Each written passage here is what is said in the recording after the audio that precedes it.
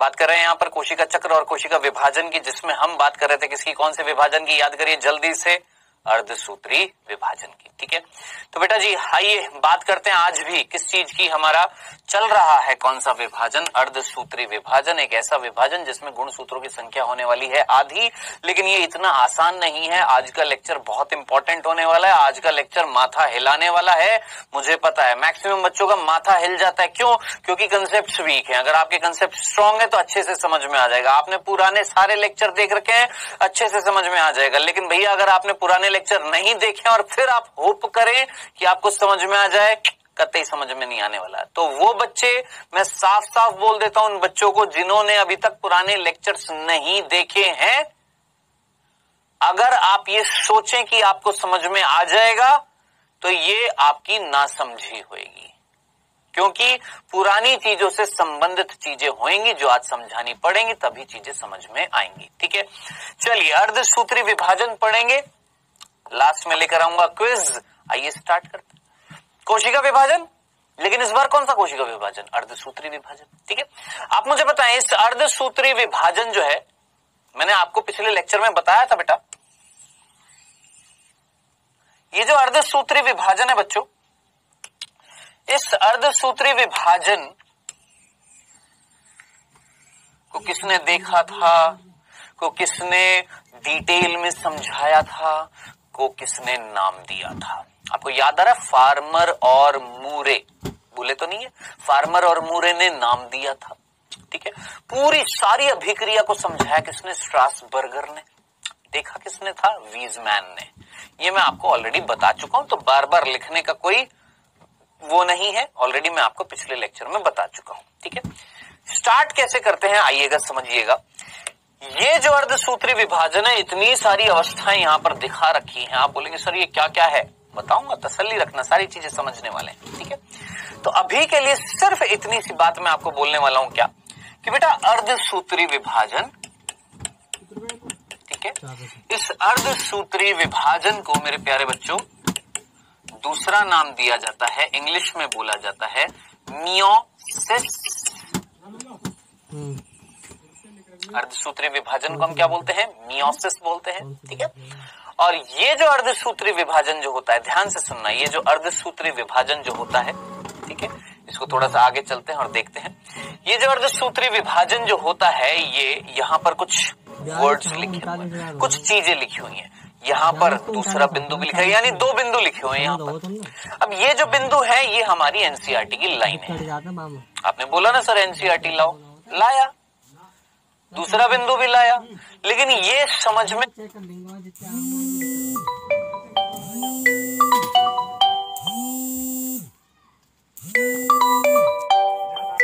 पर क्यों होता है, ये 2 प्रश्न है। कौन सी कोशिकाओं में होता है और क्यों होता है? ठीक है, तो सबसे पहली चीज जो आपने याद रखनी है वो ये कि अर्धसूत्री विभाजन द्विगुणित कोशिका में होता है, ये आप जानते हैं, द्विगुणित कोशिका में होता है मेरे भाई, ये मैं आपको बता चुका था। ठीक है, अब क्यों होता है ये वाला बताना पड़ेगा। ये तो समझ में आ गया कि सर द्विगुणित कोशिका है, उसमें अर्धसूत्री विभाजन हुआ, ये मान लेते हैं एक द्विगुणित कोशिका है।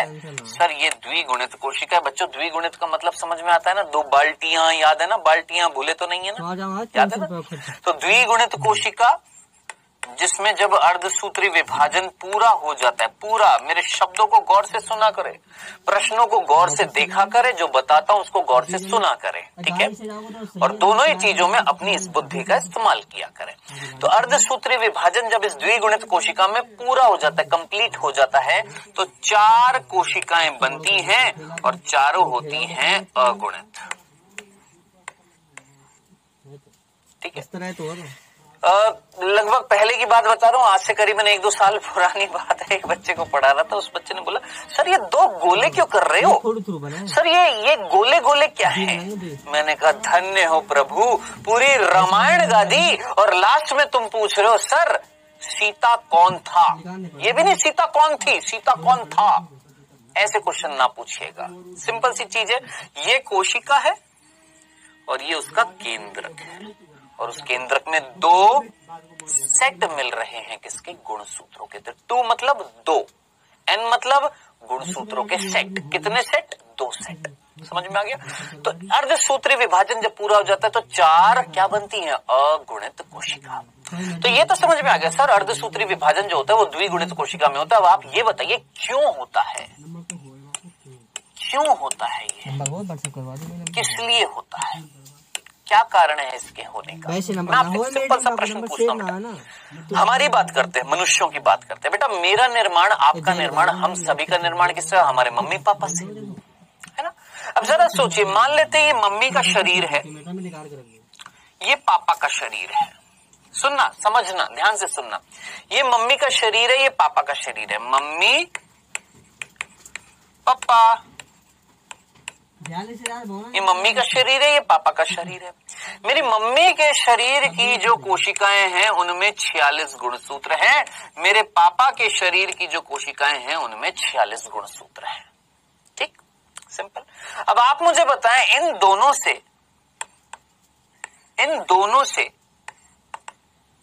दोनों से मेरा निर्माण होने वाला है। या आप अपना हिसाब से अपना एग्जाम्पल ले लेना, है ना?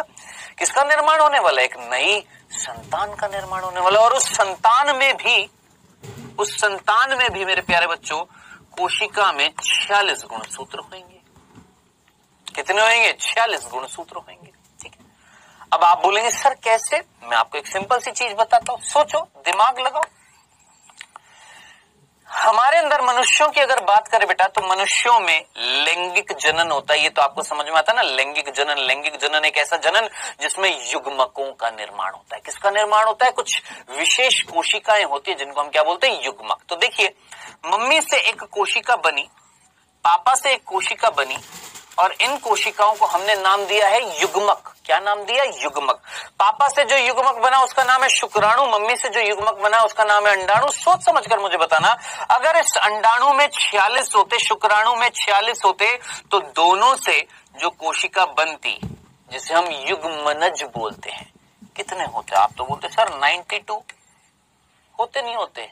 होते ना, लेकिन युग्मनज में कितने होते हैं? 46 होते हैं मेरे भाई। अब आप मुझे बताएं, इस युग्मनज में अगर 46 हैं तो ऑब्वियस सी बात है, शुक्राणु से कितने आए होंगे, अंडाणु से कितने आए होंगे? तो इतना तो आपको समझ में आ गया होगा। शुक्राणु में भी कितने होंगे मेरे भाई? 23 होंगे। और अंडाणु में भी कितने होंगे मेरे प्यारे बच्चों? 23 होंगे। ठीक है। अब आप मुझे बताएं, मेरे मम्मी के शरीर की जो कोशिकाएं हैं उनमें 46 गुणसूत्र, लेकिन उन्हीं 46 गुणसूत्र वाली कोशिका, कोई कोशिका ने कहीं ना कहीं अर्धसूत्री विभाजन करके क्या कर दिया? गुणसूत्रों की संख्या करी है आधी। क्यों? क्योंकि कराना है लैंगिक जनन, क्योंकि बनाना है युग्मक, क्योंकि बनाने हैं गैमेट्स।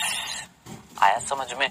और गैमेट्स हमेशा याद रख लेना, भूल मत जाना अपने जीवन काल में कभी भी। क्या? गैमेट्स, युग्मक हमेशा अगुणित होते हैं। लिख लीजिए इसको, क्या? युग्मक हमेशा अगुणित होते हैं। अब आप मुझे बताएं, युग्मक अगर अगुणित है और शरीर के अंदर जो कोशिका है वो द्विगुणित है, तो द्विगुणित कोशिका से अगुणित कोशिका बनाने के लिए कौन सा विभाजन होएगा? आप सीधा बोलेंगे सर अर्धसूत्री विभाजन होएगा, गुणसूत्रों की संख्या को आधा करना पड़ेगा। तो प्रभु जरा सोचो, बालक जरा सोचो, महाराज जरा सोचो कि अर्धसूत्री विभाजन क्यों कराया, किस लिए कराया? अरे बाबू युग्मक बनाने हैं, बाबू लैंगिक जनन कराना है। भैया लैंगिक जनन कराने के लिए युग्मक बनाने पड़ते हैं, और युग्मक कैसे होते हैं? अगुणित होते हैं। और कोशिका अगर द्विगुणित है तो अगुणित बनाने के लिए भैया अर्धसूत्री विभाजन तो कराना पड़ेगा। आया समझ में? क्लियर है? तो क्यों होता है ये समझ में आ गया, किस में होता है ये समझ में आ गया। अब हम बात करेंगे भैया कैसे होता है। 3 ही तो चीज है बस। किसमें होता है? इसमें होता है, इन कोशिका में। क्यों होता है? साहब लैंगिक जनन कराना था, साहब युग्मक बनाने थे, युग्मक अगुणित होते हैं। ठीक है, इसलिए क्यों होता है ये पता लग गया, किसमें होता है ये पता लग गया। अब कैसे होता है, प्रक्रिया क्या है, वो हम पढ़ने वाले है ना। लेकिन उससे पहले ये जो एनसीईआरटी की जो लाइनें हैं एक बार इसको देख लो एक बार फटाफट तुरंत। क्या लिखा हुआ है? लैंगिक प्रजनन द्वारा संतति के निर्माण में दो युग्मकों का संयोजन होता है। नहीं होता, शुक्राणु और अंडाणु क्या है? दो युग्मक है। इन दोनों का क्या होएगा? संयोजन होएगा, यानी जुड़ेंगे, है ना, जिनमें अगुणित गुणसूत्रों का एक समूह होता है। अब जरा सोचिए, अगुणित गुणसूत्र जो है N, उसका एक समूह मिल रहा है, एक बाल्टी मिल रही है। ऐसे शुक्राणु में एक बाल्टी, बाल्टी याद है ना, जिन्होंने पिछला लेक्चर नहीं देखा उनको नहीं समझ में आने वाला। बाल्टी का मीनिंग समझ में आता है ना मेरे भाई? बाल्टी बताई थी ना, एक बाल्टी है जिसमें कई सारे गुब्बारे हैं। एक सेट है किसका? गुणसूत्रों का, क्या कहलाएगा? अगुणित। ऐसे ही एक और सेट है गुणसूत्रों का, क्या कहलाएगा? अगुणित। दोनों को जब जोड़ दूंगा एक कोशिका में तो वो कोशिका क्या कहलाएगी? द्विगुणित। बताया है आपको, ठीक है। तो बेटा जी, युग्मक कैसे होते हैं? अगुणित गुणसूत्रों से बने होते हैं, ठीक है। युग्मक का निर्माण विशिष्ट द्विगुणित कोशिकाओं से होता है। मैंने आपको बता दिया, ये जो युग्मक है इनका निर्माण किससे होएगा? द्विगुणित कोशिका से होएगा। और ये जो विभाजन जो होएगा, इस विभाजन में कहीं ना कहीं अगुणित कोशिकाओं का निर्माण होएगा, गुणसूत्रों की संख्या आधी हो जाएगी। इस विभाजन को हमने बोला अर्धसूत्री विभाजन। प्रभु समझ में आ गया? एनसीईआरटी बोला था आपने। आई होप अब तसल्ली मिल गई होगी, शांति मिल गई होगी। अब थोड़ा सा मेरे हिसाब से भी चल लेना, आपके हिसाब से मैं बिल्कुल चल रहा हूं, लेकर आया हूं ना एनसीईआरटी। दूसरा बिंदु भी देख लिए फटाफट। कहीं ना कहीं लिखा है पादप और प्राणियों में युग्मक जनन के दौरान अर्धसूत्री विभाजन होता है, जिसके परिणाम स्वरूप अगुणित युग्मक उत्पन्न होते हैं। बताएं क्या ये सिंपल सी बात समझ में आई है? नहीं क्या अगुणित युग्मक उत्पन्न कर दिए? हैप्लॉइड, हैप्लॉइड बोलते हैं इंग्लिश में, हैप्लॉइड गैमेट अगुणित युग्मक पैदा करती है, ठीक है। क्या करके? अर्धसूत्री विभाजन। टनाटन टन, क्लियर है? कंफ्यूजन? चलें आगे। अब हम पढ़ने वाले हैं क्या बेटा जी? अर्धसूत्री विभाजन की जो मुख्य विशेषताएं हैं उनको पढ़ने से पहले ये भी बताऊंगा, उनको पढ़ने से पहले एक है ना, मैं एक जैसे होता है ना एक मूवी का ट्रेलर होता है ना, ऐसे मैं अर्धसूत्री विभाजन का पूरा प्रक्रिया बता देता हूँ आपको, ठीक है। जैसे याद करिए, मैंने इस चैप्टर को जब स्टार्ट किया था, मैंने समसूत्री और अर्धसूत्री में सीधा विभाजन बता दिया था, क्या डिफरेंस है, कंसेप्ट बता दिया था, प्रिंसिपल बता दिया था, मतलब खत्म ही कर दिया था उस समय चैप्टर को। मेन जो चीज जो थी दोनों के बीच में डिफरेंस क्या होता है बता दिया था ना।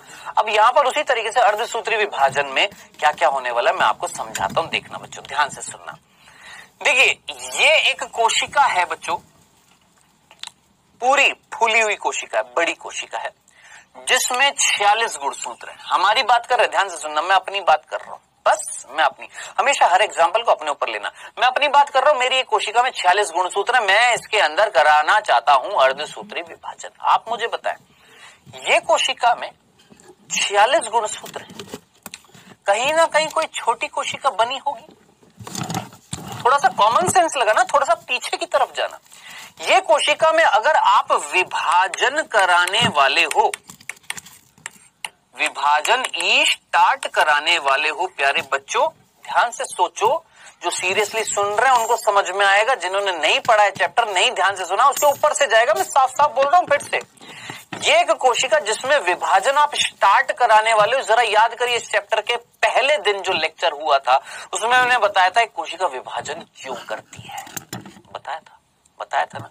यहाँ पर आप इसमें विभाजन कराने वाले, क्यों कराने वाले? क्योंकि ये बहुत फूल चुकी है, इसने पूरी वृद्धि कर ली है ना?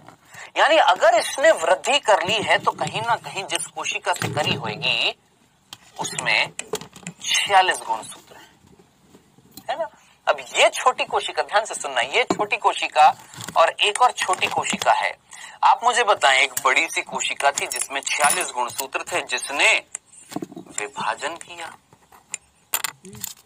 थोड़ा सा पीछे लेकर चल रहा हूं मेरे भाई। देखो, ये कोशिका है ए, ध्यान से सुनना, ये है एक कोशिका ए जिसमें है 46 गुणसूत्र मेरे अंदर। इस कोशिका ने विभाजन करा, यानी इसके अंदर हो गई एम अवस्था। याद आ रही है? एम अवस्था हो गई पूरी, याद आ रहा है? कैरियोकाइनेसिस, साइटोकाइनेसिस हो गया पूरा, 2 कोशिका बन गई। इनको मैंने बोला संतति कोशिका। मान लो ये बी कोशिका है, ये कोशिका कौन है? ए, जनक कोशिका। ये 2 पुत्री कोशिका है, बी कोशिका, ठीक है। इनमें से मैं इसकी बात नहीं कर रहा, पर्टिकुलरली इसकी बात कर रहा हूं। ऐसे ये भी आगे जाकर वृद्धि करी, मैं इसकी बात कर रहा हूं। देखो ये वाली, इसने वृद्धि करी कि नहीं करी? आप बोलेंगे हाँ सर करी।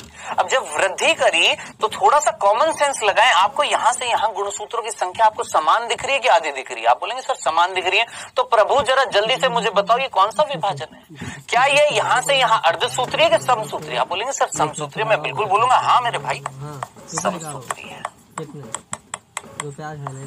आंख, कान, नाक, गला, मुंह जो भी खोलकर बैठना है सब खोलकर बैठे, लेकिन इसका इस्तेमाल जरूर करते रहिएगा आज के लेक्चर में, क्योंकि भारी पड़ने वाला। मैं फिर बोल देता हूं, आपको इस लेक्चर को बार बार दोहराना पड़ेगा आज। जैसे हम एक ही गाने को कई बार दोहराते हैं ना, सोचो एक बार में गाना सुनते ही आपको याद हो जाता है कि नहीं ना, उसको कई बार रिपीट करते हो तब जाकर याद होता है ना। इस वाले लेक्चर को एक काम करना, 2 से 3 बार रिवाइज करना, अरे 100% समझ में आएगा। ठीक है, मैं फिर पहले ही बोल देता हूं, आज मैं अब जानबूझ के बार बार इसलिए बोल रहा हूं क्योंकि मैक्सिमम बच्चों को ये जो आज का जो लेक्चर है ये समझ में नहीं आने वाला है, और अगर आ गया भैया मेरी टोपी उतर जाएगी, यानी सैल्यूट है, हैट्स ऑफ है। ठीक है, और जिनको नहीं आया कृपया करके वापस से दोहराना। ठीक है, हाँ जी बेटा, ये एक कोशिका जिसमें हुआ समसूत्री विभाजन, 2 संतति कोशिका बनी, ये ए कोशिका और भैया ये बी कोशिकाएं हैं। बच्चों जरा जल्दी से मुझे बताओ, क्या हमने समसूत्री विभाजन नहीं देखा था? समसूत्री विभाजन में एम अवस्था करा दी पूरी, करा दी या नहीं कराई? करा दी। कैरियोकाइनेसिस करा दिया, साइटोकाइनेसिस करा दिया। आप मुझे बताओ, यहाँ पर पूरे गुणसूत्र थे, पूर्ण थे, क्या इन कोशिकाओं में अर्ध गुणसूत्र हैं कि पूर्ण गुणसूत्र है? बताना जरा जल्दी से। गुणसूत्रों की संख्या तो समान है, लेकिन यहाँ पर पूर्ण गुणसूत्र थे, यहाँ पर क्या थे? अर्ध गुणसूत्र थे ना, याद आ रहा है ना, भूले तो नहीं है। अब ये कोशिका किस में जाएगी भैया? जीवन अवस्था में। मैं बोलूंगा उड़ी बाबा, याद है? जीवन के बाद किस में जाएगी? सर रेस अवस्था में। और बाबू सोचिए, यहाँ पर जो अर्ध गुणसूत्र होंगे, अब वहां पर वो अर्ध गुणसूत्र क्या पूर्ण गुणसूत्र में बदल जाएंगे या नहीं बदल जाएंगे? बदल जाएंगे। फिर पूर्ण गुणसूत्र में बदलने के बाद फिर G2 आएगी, और G2 के बाद लो जी बड़ी हो गई कोशिका। इस कोशिका में क्या मिल रहे थे? अर्ध गुणसूत्र मिल रहे थे। कितने? 46। देखो मैं साफ साफ एक एक बिंदु बताने की कोशिश कर रहा हूं। यहां पर 46 अर्ध गुणसूत्र थे, पूर्ण नहीं थे। यहां पर क्या है? अब पूर्ण मिल रहे हैं। आप बोलेंगे कैसे हो गए? अगर आप ऐसा प्रश्न पूछ रहे ना कैसे हो गए, रहने दो बेटा, क्लास अभी बंद करो। अगर आपका ये प्रश्न है ना कि सर यहाँ अर्ध गुणसूत्र थे, यहाँ पूर्ण कैसे हो गए, अगर आपका ये प्रश्न है, कृपया करके अपना इस लेक्चर को बंद कर दो। तुमसे ना हो पाएगा, जाकर पोकेमॉन देख लो। ऑलरेडी बता दिया है, इस अवस्था में डीएनए का द्विगुणन होएगा, अर्ध गुणसूत्र जो है उनकी एक कॉपी बनेगी, तो क्या हो जाएंगे? पूर्ण गुणसूत्र मिलेंगे।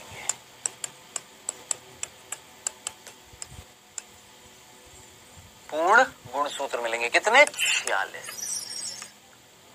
ये थी सीधी सी बात। अब हर कोई टीचर है ना, यहां से इसके बाद की चीज स्टार्ट करता है, इससे पहले की तो बताता ही नहीं है।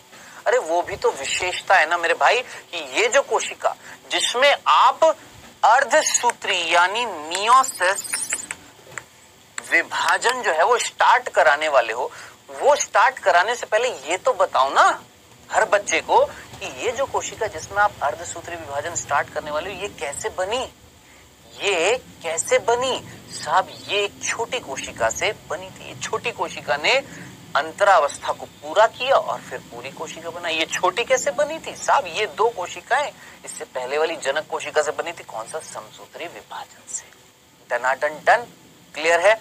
अब ये कोशिका में स्टार्ट होने वाला है क्या? मियोसिस, यानी अर्धसूत्री विभाजन। चलें आगे। अब जरा सोचिए, इस कोशिका में पूर्ण गुणसूत्र है कि अर्ध गुणसूत्र? आप बोलेंगे सर पूर्ण गुणसूत्र। आइएगा ध्यान से सुनिएगा। इसी कोशिका को बच्चों मैं यहां पर बना रहा हूं। देखिए ये कोशिका जिसमें 46 गुणसूत्र है। कितने हैं? 46। डनाटन टन, क्लियर है? अब क्या होता है ना, आगे बढ़ने से पहले मैं आपको बता दूं कि मियोसिस जो होता है यानी अर्धसूत्री विभाजन जो होता है मेरे भाई, ये 2 प्रकार का होता है। बोलेंगे क्या, दो भागों में बटा होता है। एक होता है मियोसिस फर्स्ट, एक होता है मियोसिस सेकेंड, एक होता है अर्धसूत्री, इंग्लिश में हिंदी में बोलते हैं अर्धसूत्री प्रथम, और इसको हिंदी में बोलेंगे क्या, अर्धसूत्री द्वितीय। ठीक, आप बोलेंगे सर मैं फिर बोल रहा हूं, मेरे भाई तसल्ली रखना, दो लेक्चर होने दो, बस 2 लेक्चर होने दो, एक एक चीज समझ में आ जाएगी, मैं 10 बार रिवाइज करवा दूंगा, लेकिन थोड़ा सा पेशेंस रखिएगा, पेशेंस, धैर्य रखिएगा। ठीक है, मैं फिर आप सभी से विनती कर रहा हूं, पेशेंस रखना इस पूरे अर्धसूत्री विभाजन को समझने के लिए, क्योंकि ये समझ में नहीं आता है मैक्सिमम बच्चों के, थोड़ा सा पेशेंस रख लीजिएगा। ठीक है, क्या बोला, मियोसिस विभाजन स्टार्ट कराने वाले हैं इस कोशिका में जिसमें पूर्ण गुणसूत्र मिल रहे हैं, जो जिस कोशिका से बना था जिसमें अर्ध गुणसूत्र थे। क्यों, क्योंकि ये छोटी कोशिका किससे बनी थी, एक पूर्ण गुणसूत्र वाली कोशिका से, समसूत्री विभाजन से बनी थी। गुणसूत्रों की संख्या तो समान रही, लेकिन मात्रा आधी हो गई थी, उस मात्रा को हमने ऐसा में बढ़ाया था, मात्रा को हमने ऐसा अवस्था में बढ़ाया था। संख्या वही थी, 46 यहां पर है, 46 यहां पर है, मात्रा आधी थी, अर्ध गुणसूत्र थे, यहां पर क्या मिल रहे हैं, पूर्ण गुणसूत्र मिल रहे हैं। अब इस कोशिका में स्टार्ट करने वाले मियोसिस, मैंने बोला मियोसिस जो है, अर्धसूत्री विभाजन जो है वो 2 भागों में बटा हुआ है, मियोसिस फर्स्ट, मियोसिस सेकंड। अब क्या है सामने देखिएगा, देखिए ये एक कोशिका है मेरे भाई, ध्यान से सुनना, ये एक कोशिका है। ठीक है, या इसको ना मैं ऐसे दिखाता हूं, देखो पहले मैं इस तरीके से दिखाता हूं,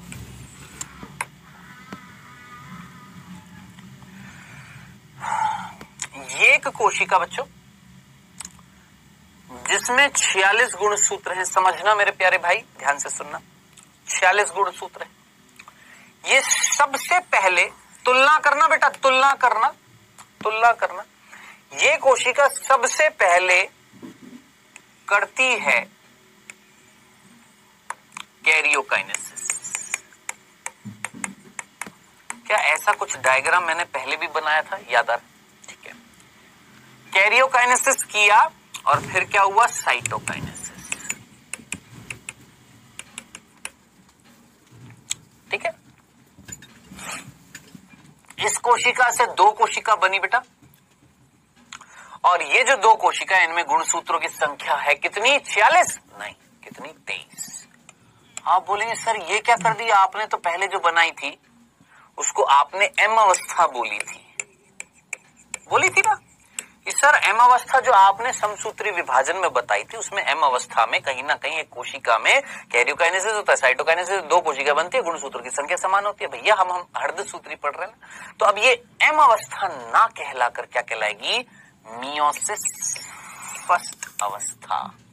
आया समझ में, नहीं आया, कोई टेंशन नहीं, अभी सिर्फ इतना सा, ये कोशिका जिसमें मियोसिस फर्स्ट हुआ है, मियोसिस फर्स्ट हुआ है, यानी अर्ध सूत्री प्रथम विभाजन, वर्ड क्या आ रहा है, विभाजन हुआ है, मियोसिस फर्स्ट हुआ और 2 कोशिकाएं बना दी हैं, कैसी हैं, छोटी छोटी हैं। ठीक है, आइए थोड़ा सा पीछे चलते हैं, ये देखिए ये कोशिका थी, यही वाली थी ना, जिसमें कितने गुणसूत्र हैं, पूर्ण है ना। अब भैया इस कोशिका में हमने कराया क्या, अर्धसूत्री विभाजन, ध्यान से सुनना, क्या कराया, मियोसिस फर्स्ट कराया। अब हिंदी में नहीं लिख रहा हूं अर्धसूत्री प्रथम, इतना तो समझ में आता है ना, इतना थोड़ा सा कॉमन सेंस लगा सकते हैं, मियोसिस फर्स्ट यानी अर्धसूत्री प्रथम कराया। अब ध्यान से सुनना, तुलना करना, आपने यहां से यहां तक की अवस्था को क्या बोला था, याद करिए, यहां से यहां तक की अवस्था को समसूत्री विभाजन में क्या बोला था, एम अवस्था बोला था, माइटोसिस बोला था, मल्टीप्लिकेशन बोला था, गुणन बोला था, विभाजन बोला था, नहीं बोला था ना। अब यहां पर आप क्या बोल रहे हो, एम ना बोलकर क्या बोल रहे हो, M1 बोल रहे हो। M1 का मतलब मियोसिस फर्स्ट, बोल रहे हो, अर्धसूत्री प्रथम बोल रहे हो। ठीक है, अब आप बोलेंगे यहां से यहां तक में क्या डिफरेंस है, देखिए मामूली सा इतना सा डिफरेंस है, कि यहां पर याद करिए कैरियोकाइनेसिस की कितनी अवस्थाएं थी, 4 थी ना। कौन कौन सी थी? आप बोलेंगे सर प्रोफेज थी। पहली कौन सी थी? प्रोफेज। यहां पर वर्ड आ रहा है प्रोफेज 1। यहां थी मेटाफेज, यहां है मेटाफेज 1। वहां थी एनाफेज, यहां है एनाफेज 1। वहां थी टीलोफेज, यहां है टीलोफेज 1। ठीक है, इतना सा डिफरेंस समझ में, बस 1 1 1 1 जोड़ दिया। ठीक है, अभी तो आगे आने वाली चीज बहुत भारी होने वाली, अभी सिर्फ इतना सा आया समझ में। करा दिया विभाजन। कौन सा विभाजन? समसूत्री प्रथम करा दिया। अब आप मुझे बताना बेटा, अगर आपने आज से पहले जब इस चैप्टर का मैंने आपको कंसेप्ट बताया था, आज से लगभग 3 लेक्चर पहले जब मैंने आपको इस चैप्टर का कंसेप्ट बताया था, समसूत्री और अर्धसूत्री में क्या अंतर होता है, मैंने आपको बताया था, याद है? याद करिए मैंने आपको क्या बताया था कि ये एक कोशिका है जिसमें 46 गुणसूत्र हैं और इन 46 गुणसूत्र में जोड़े के रूप में है या नहीं है, कुछ समजात गुणसूत्र, वर्ड याद आ रहा है? समजात गुणसूत्र, पहला मम्मी का, गुणसूत्र पापा का, दोनों मिल रहे हैं यहां पर इस कोशिका में। गुणसूत्र दूसरा मम्मी का, गुणसूत्र दूसरा पापा का, दोनों मिल रहे हैं यहां पर। लेकिन जरा सोचिए, इसमें जब विभाजन हो गया, यहां पर जो, ध्यान से सोचो, यहां पर ये जो कोशिका बनी है संतति कोशिका, इनमें गुणसूत्रों की संख्या हो गई है आधी। क्या हो गई है? आधी। यानी यहां पर अब गुणसूत्र पहला मान लेते हैं मम्मी का है तो पापा का यहां नहीं मिलेगा, पापा का यहां मिलेगा। गुणसूत्रों की संख्या क्या कर दी है? आधी कर दी है। ये मैं ऑलरेडी बता चुका हूं। अब जिनको ये चीज समझ में नहीं आई है, कृपया करके लेक्चर देखो, नहीं तो नहीं आने वाला है समझ में। इसलिए मैंने आज आते ही पहले ही बोल दिया था लेक्चर में कि आपकी पुरानी चीजें अगर नहीं पढ़ी है तो नहीं आने वाला है समझ में। तो बस याद करिए उस दिन की बात, जिस दिन आज से 3-4 दिन पहले जब मैंने इस चैप्टर का कंसेप्ट बताया था और ये बोला था कि कैसे समसूत्री अर्धसूत्री से अलग होता है, कैसे समसूत्री में गुणसूत्रों की संख्या समान रह जाती है, कैसे अर्धसूत्री में हाफ हो जाती है, आधी हो जाती है। तो याद करिए, समजात गुणसूत्र एक साथ लगा दिए थे किसमें? समसूत्री में, लेकिन अर्धसूत्री में ऊपर नीचे ऊपर नीचे ऊपर नीचे लगाए थे। और जब विभाजन कराया था तो पूरा का पूरा गुणसूत्र आपने कोशिका के अंदर पहुंचा दिया था, अर्ध गुणसूत्र नहीं थे। तो मेरे भाई जरा जल्दी से मुझे बताएं, यहां पर इस कोशिका में, इस संतति कोशिका में थोड़ा सा कॉमन सेंस लगाएं, यहां पर अर्ध गुणसूत्र मिलेगा कि पूर्ण गुणसूत्र मिलेगा? पूर्ण गुणसूत्र मिलेगा, गुणसूत्र नहीं टूटेगा। याद करिए बताया था। लेकिन यही चीज अगर मैं यहां पर देखूं, समसूत्री विभाजन में जब विभाजन हो जाता है, जब एम अवस्था हो जाती है, थोड़ा सा तुलना,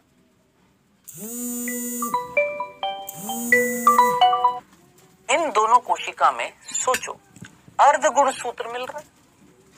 लेकिन यहां पर मैं क्या बता रहा हूं आपको, ये कोशिका में एम की जगह हमने क्या लिखा? M1, मियोसिस फर्स्ट हुआ। जो कोशिकाएं बनी है उनके अंदर क्या मिल रहा है? पूर्ण गुणसूत्र। यानी गुणसूत्र नहीं टूटा ना मेरे भाई, नहीं टूटा, पूरा का पूरा उठाकर विपरीत ध्रुवों पर ले जाया गया है। आएगा इतने सी बात याद रखना, ये दोनों हैं क्या? आपकी संतति कोशिकाएं जो अगुणित हैं, जिनमें गुणसूत्रों की संख्या कर दी है हाफ। अब आप मुझे बताएं, इनके अंदर अगर पूर्ण गुणसूत्र मिल रहा है, क्या मिल रहा है? पूर्ण गुणसूत्र मिल रहा है। तो प्रभु जरा देखना, इस कोशिका में अर्ध गुणसूत्र था।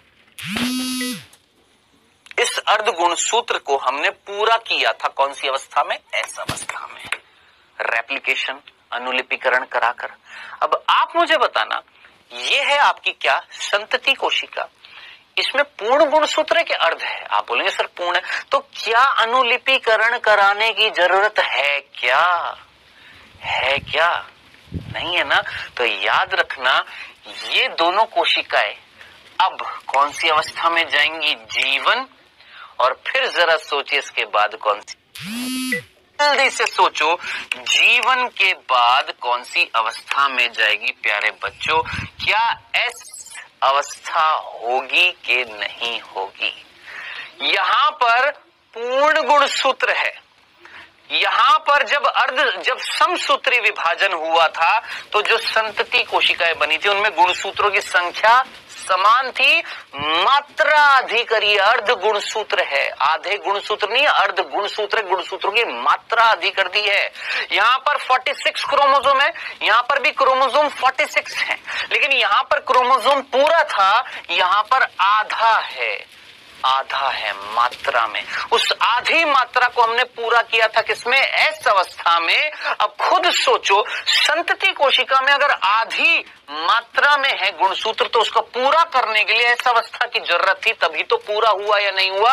अब मैं आपसे कह रहा हूं, ये कोशिका जिसमें आपने विभाजन कर दिया और विभाजन करने के बाद जो संतति कोशिका बनी, उसमें आधा मात्रा नहीं है, पूरी मात्रा है। यहाँ पर भी पूरी और इसके अंदर भी, दोनों के अंदर पूरी पूरी है। तो 46 में से 23 इसमें चले गए गुणसूत्र, 23 इसमें चले गए, पूरे के पूरे चले गए, पूर्ण गुणसूत्र है। अगर पूर्ण है, आधे थे, तो पूरा करने के लिए ऐसा अवस्था थी।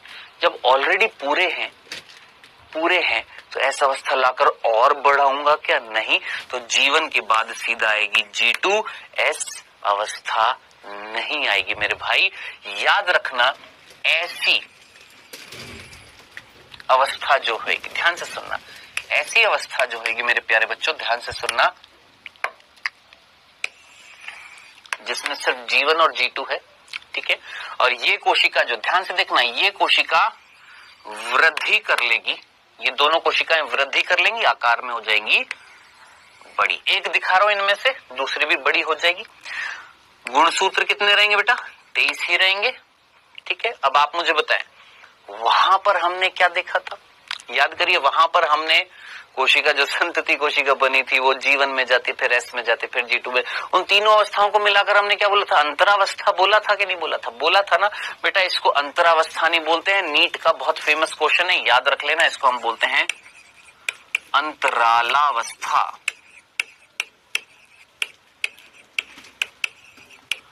क्या नाम देते हैं? अंतरालावस्था, ठीक है। इंग्लिश में क्या बोलते हैं वहां पर? याद करिए, इंग्लिश में अंतरावस्था को क्या बोलता है? इंटरफेज। इसको हम बोलते हैं इंटरकाइनेसिस।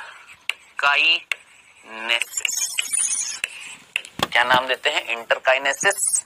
तो इंटरकाइनेसिस और इंटरफेज में क्या फर्क था? सोचो, इंटरफेज में कहीं ना कहीं G1 S G2 थी, इंटरकाइनेसिस में केवल G1 और G2 है।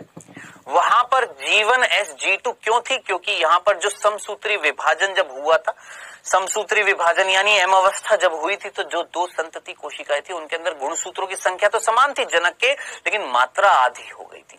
उस मात्रा को बढ़ाने के लिए, पूरा करने के लिए, पूर्ण करने के लिए कौन सी अवस्था आई थी? ऐसा अवस्था आई थी। अब हमने अर्धसूत्री विभाजन में देखा कि एक कोशिका जिसमें अर्धसूत्री विभाजन प्रथम पूरा हुआ, प्रथम हुआ।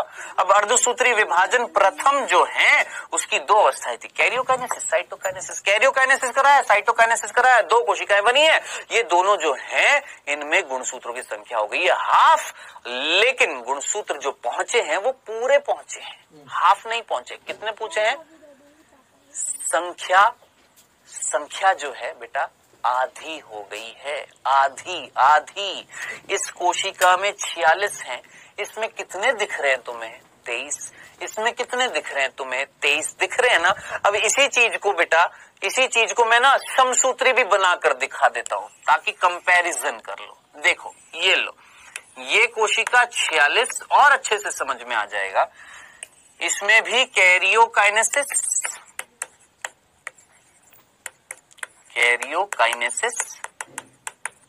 और साइटोकाइनेसिस। हो रहा है ना कंफ्यूजन? कोई बात नहीं, होएगा, हर चीज थोड़ी ना इजी होती है। 365 दिन हमेशा आसान तो नहीं रहते ना, किस दिन टफ भी आते हैं, किस दिन टॉपिक टफ भी आता है। जिंदगी हमेशा स्मूथ तो नहीं चलती ना, किस दिन रुकावटें भी आती हैं। तो उसी तरीके से टॉपिक भी कभी कभी टफ आते हैं। तो समझाने के लिए मेरा काम है, दायित्व है उसको इजी करके बताना, लेकिन उसको पूरा पेशेंस के साथ जब आप सुनेंगे तब समझ में आएगा। ये कोशिका 46 गुणसूत्र बेटा, इसमें मैं समसूत्री करा रहा हूं। यहां से यहां तक की अवस्था क्या कहला रही है? एम अवस्था, ठीक है। माइटोसिस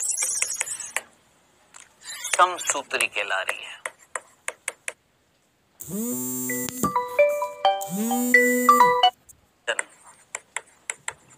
हुआ यहां से यहां तक, विभाजन नहीं दिख रहा तुम्हें, यहां से यहां तक 2 कोशिकाएं नहीं बनती हुई दिखाई दे रही, विभाजन नहीं हुआ। गुणसूत्रों की संख्या यहां पर भी 46 है, तो सम मतलब समान गुणसूत्रों की संख्या रही है, ऐसा विभाजन क्या कहला रहा है? समसूत्री। खत्म। ये हमने पढ़ा था जिसमें कैरियोकाइनेसिस भी और साइटोकाइनेसिस भी है। क्लियर। तुलना करें यहां पर ये कोशिका, सिमिलरली ये कोशिका, इसमें भी 46, इसमें भी 46। इसमें जब पूरा हो गया कौन? समसूत्री विभाजन। लेकिन यहां पर जब हुआ समसूत्री नहीं, अब अर्धसूत्री पहला हो गया तो 2 कोशिका बनी, यहां पर 23, यहां पर 23। बेटा इसमें 46, इसमें 46 नहीं दिख रहा आपको? देखो ना किसमें गुणसूत्रों की संख्या है, यहां पर 46 है, इस पुत्री कोशिका में भी 46 है, यहां पर 46 है, लेकिन पुत्री कोशिका में 23 है। तो कहां आधी दिख रही है? यहां आधी हो रही है संख्या, यहां सेम है संख्या। 46 क्रोमोसोम यहां पर भी है, 46 क्रोमोसोम यहां पर भी है, लेकिन यहां पर जो क्रोमोसोम थे वो पूरे थे। यहां पर जो क्रोमोसोम है वो ऐसे है। आया समझ में? दिखाई दे रहा है? ऐसा है और यहां ऐसा है। अब ठीक है, समझ में आ गया? तो बेटा यहां पर गुणसूत्र ये पहला था, ये भी पहला है, लेकिन ये अर्ध गुणसूत्र है क्योंकि इसकी मात्रा आधी हो गई। तो इसको हमने जीवन के बाद एस अवस्था जब आई थी तो वापस से पूरा कर दिया। ये लो, किया कि नहीं किया? कर दिया था ना। लेकिन जरा सोचिए यहां पर बेटा 23 है, यहां पर 46 थे, यहां भी 46, यहां भी 46, यहां पर 46 है, यहां 23 हो गए हैं। तो यहां पर जो गुणसूत्र जो थे वो आधे हो गए, आधे इसमें चले गए, आधे इसमें चले गए। अर्ध नहीं है, वो पूर्ण है। यहां पर कैसे थे? ये अर्ध गुणसूत्र थे। यहां पर कैसे थे? अर्ध गुणसूत्र थे। यहां पर पूर्ण गुणसूत्र है। अर्ध गुणसूत्रों से पूर्ण करने के लिए हम ऐसा अवस्था लाए थे। यहां पर पूर्ण गुणसूत्रों को क्या और पूर्ण करूं? ऑलरेडी पूर्ण है और पूरा करूं। जब ऑलरेडी पूरे हैं तो क्या ऐसा अवस्था लाऊंगा? नहीं लाऊंगा ना मेरे भाई। तो जीवन के बाद सीधा क्या आएगी? G2 आएगी। ठीक है, समझ में आ गया? कंफ्यूजन तो नहीं है? अब आपके ना मन में एक और प्रश्न होएगा, सर यहां पर ऐसा अवस्था नहीं है। चलो समझ में आता है। सर वहां पर ना ऐसा अवस्था में 3 चीजें हुई थी, 3 चीजें हुई थी। सर डीएनए का रेप्लिकेशन, डीएनए का अनुलिपीकरण हुआ था क्योंकि अर्ध गुणसूत्र था, तो एक और गुणसूत्र बनाना था, इसी का ही दूसरी कॉपी बनानी थी। चलो वो हुआ था ऐसा अवस्था में। यहां पर नहीं होगा क्योंकि ऑलरेडी पूरा है। ठीक है, और हिस्टोन प्रोटीन भी बना था। अब बेटा जब यहां पर ऑलरेडी पूरा है तो और हिस्टोन की जरूरत है? नहीं।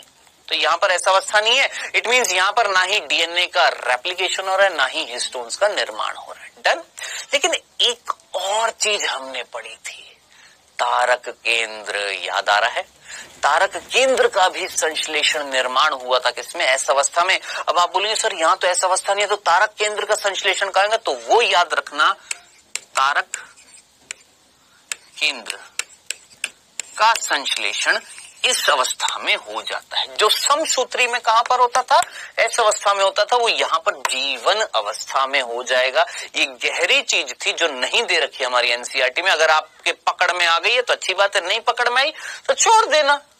लेकिन मेरा दायित्व था आपको बताना कि जब यहां पर ऐसा अवस्था थी तो 3 चीजें हो रही थी। यहां पर ऐसा अवस्था नहीं है तो उसमें से 2 चीजों की तो जरूरत नहीं है क्योंकि गुणसूत्र ऑलरेडी पूरा है, डीएनए का रेप्लिकेशन नहीं कराना, हिस्टोन प्रोटीन नहीं चाहिए। लेकिन तारक केंद्र कब बनेगा? तो भैया ऐसा अवस्था यहां पर तारक केंद्र ऐसा अवस्था में बना, यहां नहीं है ऐसा अवस्था, तो जीवन अवस्था में बन जाता है क्या? तारक केंद्र। आई होप समझ में आया होगा। ठीक है, चले आगे।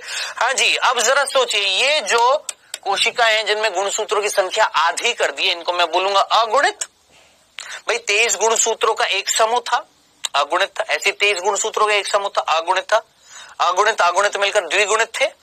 अब यहां पर ये कोशिका अगुणित। अब जरा सोचिए, अगुणित कोशिका ने वृद्धि तो कर ली। देखो ये अगुणित कोशिका ने वृद्धि तो कर ली। अब आप मुझे बताना, इधर देखो, ये कोशिका जिसके अंदर मियोसिस फर्स्ट हो गया, 2 कोशिकाएं बन गई हैं छोटी छोटी, जिनके अंदर 23 गुणसूत्र थे। अब साहब इन्होंने बड़ी बड़ी हो गई हैं ये दोनों। चलो जी 23 गुणसूत्र यहां, 23 गुणसूत्र क्या, बताएं? यहीं तक की तो चीज बताई है मैंने। ये कोशिका सब अगुणित बनाई, अगुणित बड़ी हो गई है। ठीक है। अब आप बोलेंगे सर अब क्या होएगा? सर यहां से यहां तक क्या कहला रहा था? मियोसिस फर्स्ट यानी अर्धसूत्री प्रथम जब हुआ, अर्धसूत्री प्रथम के बाद जो वृद्धि हुई उसमें ऐसा अवस्था नहीं थी, उसको हमने क्या बोला था? अंतरालावस्था यानी इंटरकाइनेसिस। ठीक है। अब साहब बड़ी हो गई, अब इनके अंदर क्या होएगा? तो बाबूजी अब इनके अंदर ना होएगा वापस से विभाजन। देखो ये बनाई ये वाली कोशिका, ऐसे ही वो दूसरी वाली भी होएगी, दोनों आएंगे ना, इसमें भी 23 इसमें भी 23। ठीक है। ये संतति अगुणित कोशिका। अब इनमें वापस से क्या होएगा? विभाजन होएगा, वापस से इन दोनों में विभाजन होएगा। लेकिन अब की बार जो विभाजन होएगा उसे मैं बोलूंगा मियोसिस सेकेंड, अर्धसूत्री द्वितीय। ठीक है। और बाबू अर्धसूत्री द्वितीय है ना जो, बेटा जी ध्यान से सुनना, मैं लाइन लिखने वाला हूं, ध्यान से देखना। ये अर्धसूत्री सेकंड जो होता है, इट इज इक्वल टू, ये बराबर होता है, ये समान होता है, ये सेम होता है, बिल्कुल हूबहू होता है, एकदम से एक जैसा होता है। किसके जैसा? समसूत्री विभाजन के जैसा। किसके जैसा बेटा? समसूत्री विभाजन के जैसा होता है। अब आप मुझे बताना, समसूत्री विभाजन के जैसा है तो यहां पर सोच समझकर आंसर देना। ये जो संतति कोशिका बनेंगी, सोचना मैं प्रश्नों की बौछार करने वाला हूं। ये जो संतति कोशिका बनेंगी, ये जो संतति कोशिका बनेंगी, इनके अंदर गुणसूत्रों की संख्या जनक के जितनी होएगी या नहीं होएगी? आप बोलेंगे हाँ सर समसूत्री के जैसा है तो गुणसूत्रों की संख्या तो समान होएगी। लेकिन प्रभु जरा जल्दी से मुझे बताएं, यहाँ पर गुणसूत्र पूर्ण था क्या? पूर्ण था। आप बोलेंगे सर पूर्ण था। अरे बाबा पूर्ण है, ये देखो 23 गुणसूत्र कैसे है? पूर्ण है। बस कोशिका ने वृद्धि करी, जरा सोचिए गुणसूत्र यहाँ क्या है? पूर्ण है। अब जरा सोचिए ये जब विभाजन करेंगे कौन सा? मियोसिस सेकंड, जो किसके जैसा है? समसूत्री के जैसा। आप मुझे बताएं यहाँ पर क्या आएंगे? अर्धगुणसूत्र, अर्धगुणसूत्र कि पूर्ण गुणसूत्र? दिमाग लगाओ, घोड़े दौड़ाओ अपने दिमाग के। क्या होंगे ये? अर्धगुणसूत्र होंगे, क्योंकि हम जानते हैं कि समसूत्री विभाजन जब होता है तो जो कोशिका जिसमें होता है उससे जो संतति कोशिका बनती है उनमें गुणसूत्रों की संख्या तो सेम रहती है, 23 यहाँ है 23 यहाँ है, लेकिन मात्रा आधी हो जाएगी। यानी यहाँ पर अर्ध गुणसूत्र मिलेंगे, क्योंकि यहाँ पर क्या मिल रहे थे? पूर्ण मिल रहे थे। मिल रहे थे कि नहीं मिल रहे थे? क्योंकि यहाँ पर भी पूर्ण ही थे, इसलिए ऐसी अवस्था यहाँ नहीं थी। समझ में आया? क्लियर है बाबू? चलें आगे। अब आप मुझे बता दो बस आखिरी चीज, ऐसे यहाँ पर भी बेटा ये कोशिकाएं होंगी 23 यहाँ 23 यहाँ। बच्चों जरा जल्दी से मुझे बताओ, ये 4 जो कोशिकाएं बनी हैं ये अब क्या करेंगी? क्या करेंगी जरा सोचिए। तो छोटी छोटी रहेंगी? नहीं, बड़ी होंगी ना। बड़ी होंगी तो भैया जरा जल्दी से मुझे बताइए क्या करेंगे? कौन सी अवस्था में जाएंगी? जल्दी से मुझे बताओ, जल्दी से बताओ कौन सी अवस्था में जाएंगी? ये छोटी कोशिका जीवन में जाएगी? आप बोलेंगे हाँ सर ये जीवन में जाएगी। मैं बोलूंगा अरे वाह, जीवन के बाद किस में जाएंगे? जरा जल्दी से मुझे बताओ, ऐसा अवस्था आएगी कि नहीं आएगी? जल्दी से सोचो। इसके बाद इस कोशिका में ऐसा अवस्था आएगी कि नहीं आएगी? सोचो, दिमाग लगाओ। आएगी, क्योंकि है अर्ध गुणसूत्र करना है पूरा, तो जीवन के बाद आएगी S और फिर आएगी G2 और ये कोशिका हो जाएगी बड़ी। गुणसूत्र रहेंगे कितने? 23 गुणसूत्र तो 23 ही रहेंगे भैया। अर्ध थे बस पूर्ण हो जाएंगे। गुणसूत्र रहेंगे कितने? 23 रहेंगे। ये है आपका क्या? पूरा अर्धसूत्री विभाजन। ये है कंप्लीट आपका मियोसिस। इस पूरे विभाजन को बोला जाएगा बेटा जी क्या? अर्धसूत्री विभाजन। अब आप मुझे बताएं, क्या ये कहानी ऊपर से चीरती हुई निकल गई है क्या? आया हल्का फुल्का सा? मैं ज्यादा नहीं बोलूंगा, मैं ये नहीं बोलूंगा 100% समझ में आया। क्या आपको केवल 1% समझ में आया? 1%, केवल 1%। अगर 1% आ गया है ना, 100% तब आएगा जब आप इस चीज को रिवाइज करेंगे। समझ में आया? तो ये थी मेन कंसेप्ट किसका, मियोसिस का। ठीक है, चलें आगे। अब आगे चलते बेटा जी। अब ये जो सारी चीजें मैंने बताई हैं, सारी चीजें आपने याद रखनी है। अब आप मुझे बताएंगे सोच समझकर, मैं यहां पर कुछ जो अर्धसूत्री विभाजन की जो हेडिंग लेकर आया था, क्या मुख्य विशेषताएं वो बतानी पड़ेंगी ना, एनसीईआरटी है भैया, बतानी तो पड़ेगी। हाँ जी, देखिए क्या लिखा हुआ है। अर्धसूत्री विभाजन के दौरान केंद्रक व कोशिका विभाजन के 2 अनुक्रमिक चक्र संपन्न होते हैं। बच्चों जरा सोचिए, लाइन समझ में आई आपको? क्या लिखा हुआ है कि पूरे अर्धसूत्री विभाजन के दौरान केंद्रक का और कोशिका का विभाजन कितनी बार हो रहा है? 2 बार हो रहा है या नहीं हो रहा? देखो देखो देखो देखो देखो, यहां से यहां आपको क्या दिखाई दे रहा है? ये केंद्रक विभाजन हुआ, फिर उसके बाद कोशिका द्रव्य विभाजन हुआ, यानी पूरी कोशिका का विभाजन हुआ सब 2 कोशिका बन गई। एक बार केंद्रक का विभाजन हो गया, 2 केंद्रक बन गए, और फिर कोशिका का विभाजन हो गया, 2 कोशिका बन गई है। यानी केंद्रक विभाजन कोशिका विभाजन एक बार हो गया। अब फिर उसके बाद ये जो 2 कोशिका है, फिर वापस से इनमें क्या आएगा? केंद्रक का विभाजन और कोशिका। तो कितनी बार हुआ केंद्रक का विभाजन? टोटल 2 बार हुआ या नहीं हुआ? 2 बार भाई। 46 से 23 बनी है, फिर 23 से वापस 23 बनी है, खत्म। नहीं है समझ में आया ना भाई? 46 से 23 और फिर इनसे 23। सिंपल भाषा में आपके सामने आपको दिखाई दे रहा है। यहां से यहां आपको क्या दिखाई दे रहा है? कोशिका विभाजन नहीं दिखाई दे रहा। यहां से यहां देखो, यहां से यहां कोशिका विभाजन नहीं दिख रहा, दिख रहा है ना? एक बार कोशिका विभाजन हुआ और केंद्रक का विभाजन भी एक ही बार हुआ। जरा सोचिए, केंद्रक ने विभाजन करके 2 केंद्रक बना दिए, ये कोशिका ने विभाजन करके 2 कोशिका बना दिए। तो कितनी बार केंद्रक का विभाजन हुआ? एक बार। कोशिका विभाजन कितनी बार हुआ? एक बार। लेकिन उसके बाद फिर वापस से अब यहां से यहां केंद्रक का विभाजन हुआ है, यहां पर भी केंद्रक का विभाजन हुआ है। तो ये अब कई बच्चे क्या सोचते, सर ये और ये तो 2 बार। अरे बाबू, ये भी अगुणित कोशिका, ये भी अगुणित कोशिका, दोनों में मिलाकर केंद्रक का विभाजन हुआ है, दोनों में मिलाकर कोशिका का विभाजन हुआ है। तो टोटल कितनी बार हो गया? 2 बार केंद्रक का विभाजन हो गया और 2 बार कोशिका का विभाजन हो गया। यानी कहीं ना कहीं मियोसिस 1 हुआ, मियोसिस 2 हुआ। अर्धसूत्री प्रथम हुआ, अर्धसूत्री द्वितीय हुआ। इन विभाजनों को हमने ये बोला है। ठीक है, अब इस विभाजन में डीएनए की प्रतिकृति का सिर्फ एक चक्र पूर्ण होता है। कृपया करके मेरे भाई, अगर इसको याद रख सकते हैं, डीएनए प्रतिकृति का सिर्फ एक चरण या एक चक्र पूरा होता है। ये कितने बच्चों को समझ में आ गया है? जरा जल्दी से मुझे बता दीजिएगा कि मजा आ गया, मजा आ गया, मजा आ गया। बता सकते हैं कि नहीं बता सकते? बता सकते हैं। थोड़ा सा पीछे देख लीजिए। देखो सामने है तुम्हारे, यहां से यहां ये 2 अगुणित कोशिका बनी। ये 2 अगुणित कोशिका में ऐसा अवस्था नहीं थी, लेकिन ये जो 2 अगुणित कोशिका जो बड़ी हो गई थी, फिर इनमें जो विभाजन हुआ समसूत्री के जैसा था। यानी यहाँ पर जो कोशिकाएं बनेंगी उनमें गुणसूत्रों की संख्या तो समान रहेगी, लेकिन मात्रा आधी हो जाएगी, अर्ध गुणसूत्र आएंगे। अब इन अर्ध गुणसूत्रों को पूरा करने के लिए भैया ऐसा अवस्था आएगी। आप जरा सोचे, पूरे अर्धसूत्री विभाजन में ऐसा अवस्था एक बार आ रही है, वो भी किसके बाद? मियोसिस सेकंड के बाद, है ना? आ रही है ना?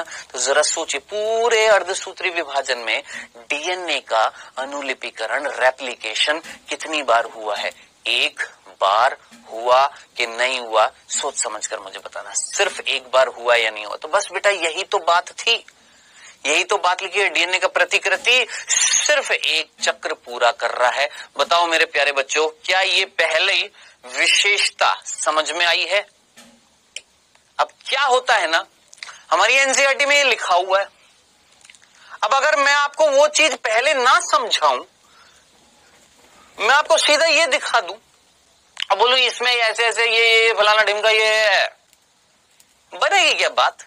घास तो नहीं काटूंगा ना, तरीके से पढ़ाऊंगा, कंसेप्ट तो समझाऊंगा ना, एक एक चीज समझानी पड़ेगी तभी तो जाकर मजा आएगा, है ना। चलिए, तो बेटा जी ये मेरे ख्याल से पहली विशेषता समझ में आ गई। ये दूसरी देख लेते हैं, क्या लिखा हुआ ध्यान से देखना।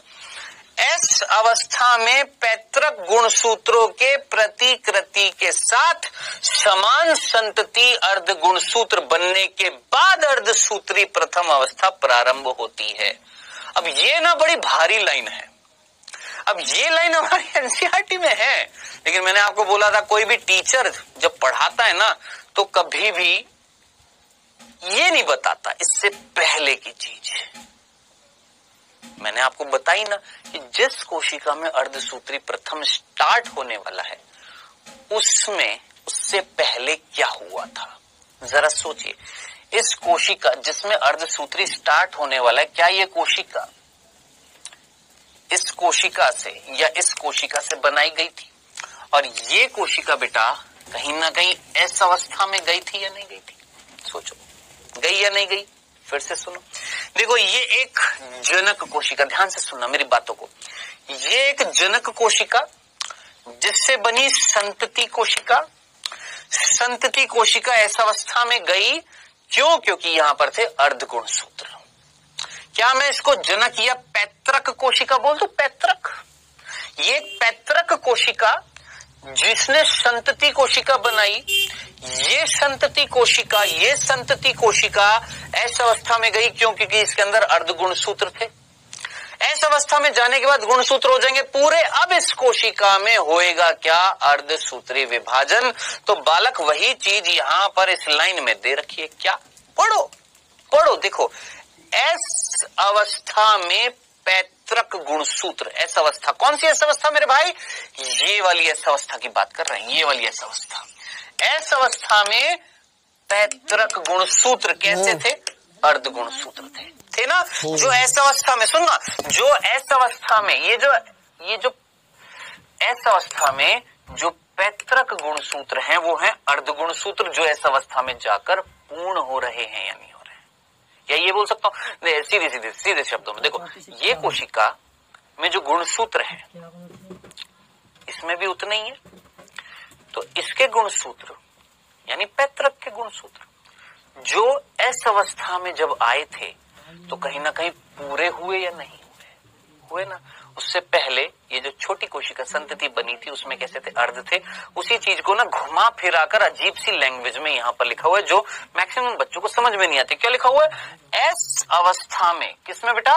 एस अवस्था में पैतृक गुणसूत्रों के प्रतिकृति के साथ समान संतति अर्ध गुणसूत्र बनने के बाद, यानी अर्ध गुणसूत्र के पूर्ण बनने के बाद।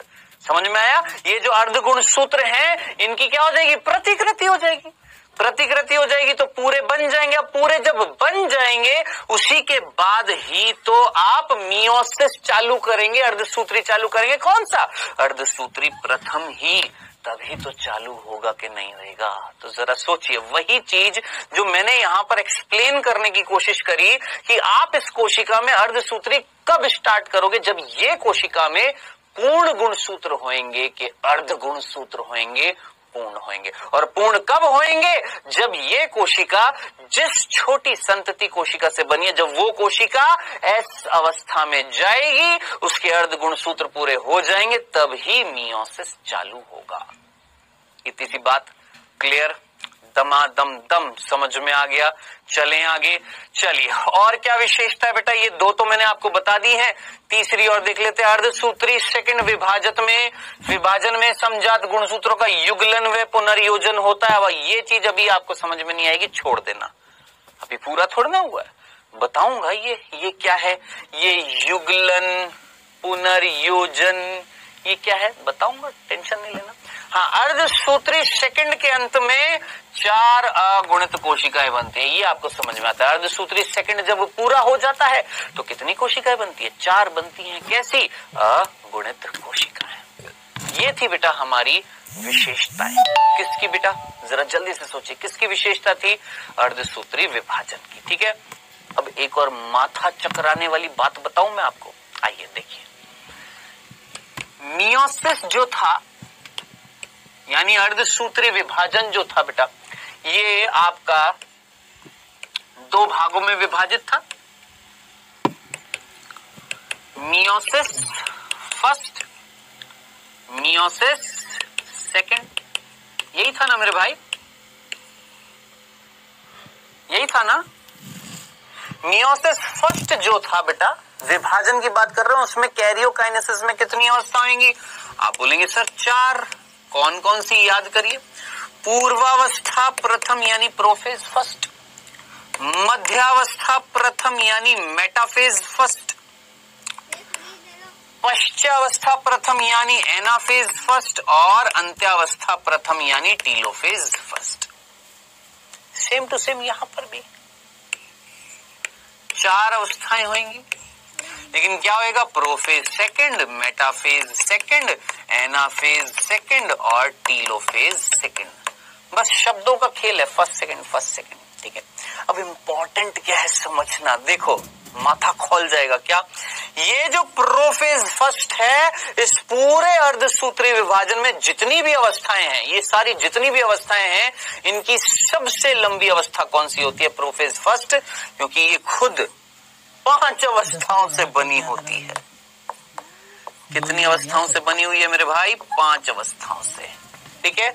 यहां पर लिख देता हूं क्या, प्रोफेज प्रथम या पूर्वावस्था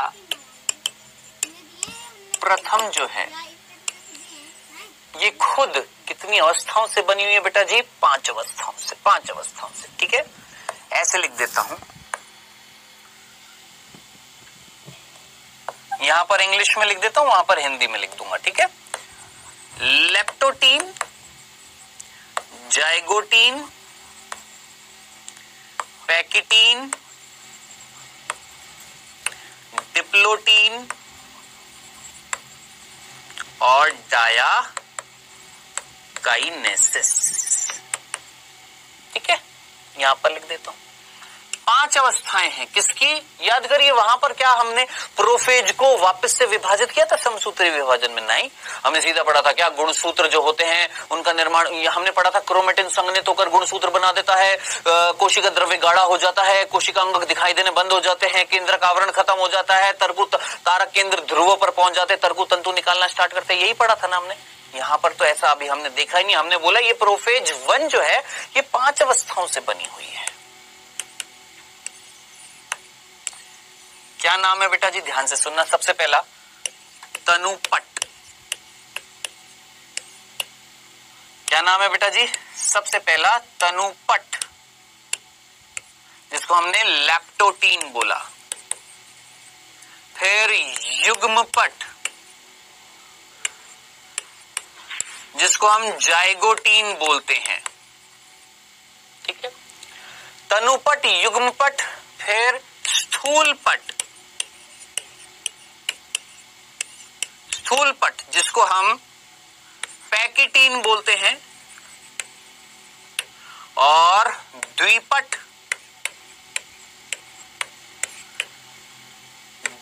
डिप्लोटीन बोलते हैं, और लास्ट में पारगति क्रम,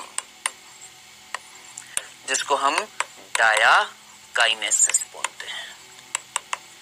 तो बच्चों ये है 5 अवस्थाएं, और हमें पढ़नी है, क्या क्या पढ़ना है मैं आपको बता दूं। अब इस चैप्टर में क्या क्या रह गया है।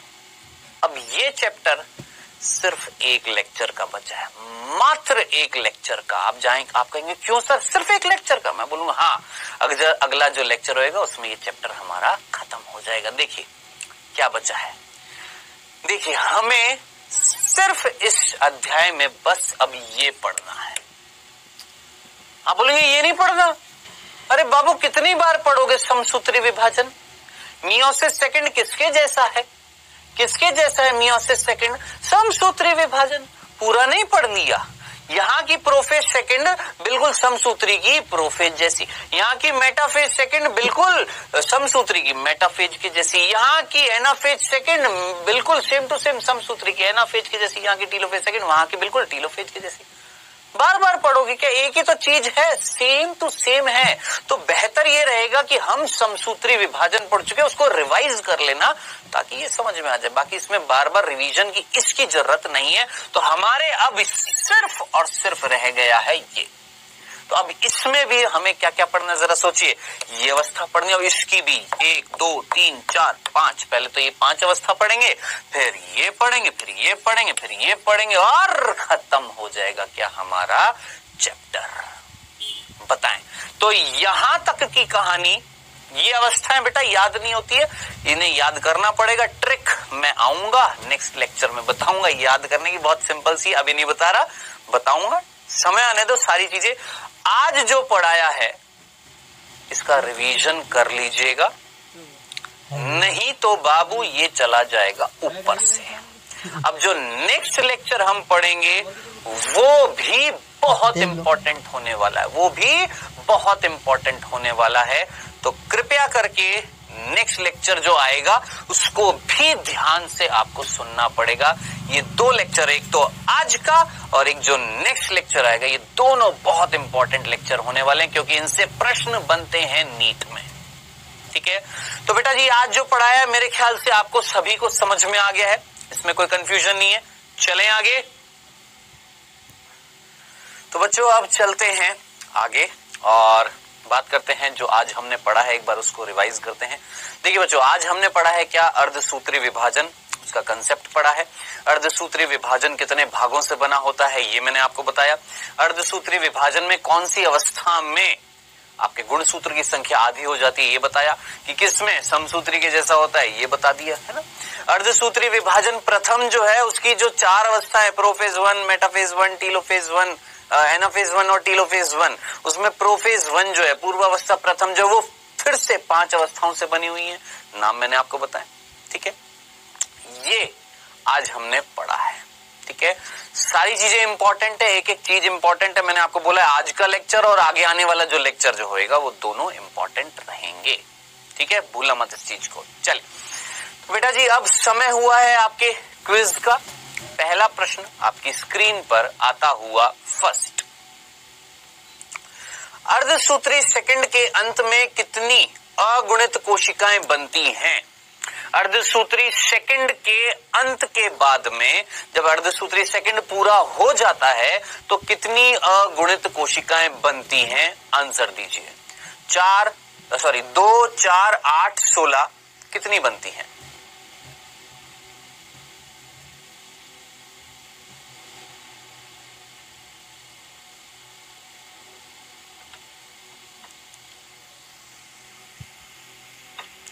दूसरा प्रश्न बच्चों, अर्धसूत्री विभाजन में गुणसूत्रों की संख्या आधी हो जाती है। कौन सा अर्धसूत्री विभाजन है जिसमें गुणसूत्रों की संख्या आधी हो जाती है? अर्धसूत्री पहला, अर्धसूत्री दूसरा, या दोनों में हो जाती है, या कोई नहीं? जल्दी से सोच समझकर मुझे बताएं किसमें गुणसूत्रों की संख्या हाफ हो गई थी, आधी हो गई थी?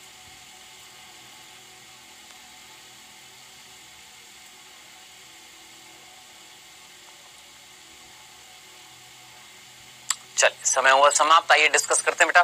पहला प्रश्न था कि अर्धसूत्री सेकंड के अंत में कितनी अगुणित कोशिकाएं बनती हैं? अगुणित कोशिकाएं कितनी बनी थी? याद करिए अर्धसूत्री सेकंड जब पूरा हो गया था तो टोटल कितनी बनी थी? 4 नहीं बनी थी, तो सीधा सीधा आंसर आ जाएगा कितनी बनेंगी? टोटल 4 बनेंगी। और ये मैंने आपको लिखा हुआ भी दिखाया है, जो आपने बोला था ना एनसीईआरटी वाला, वो लिखी हुई चीज भी मैंने आपको दिखा दी। कितनी बनती है? 4 बनती है। ठीक है, दूसरा प्रश्न था अर्धसूत्री विभाजन में गुणसूत्रों की संख्या आधी हो जाती किसमें?